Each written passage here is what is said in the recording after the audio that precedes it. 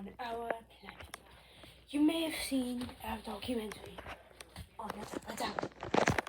Today, we'll be looking at the rare and elusive sock monkey.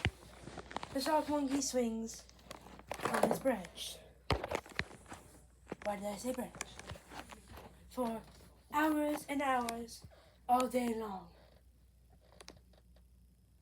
It swings. But sometimes, its natural predator or rival will come. A regular monkey. They see each other and get aggravated. They hop to another spot and battle.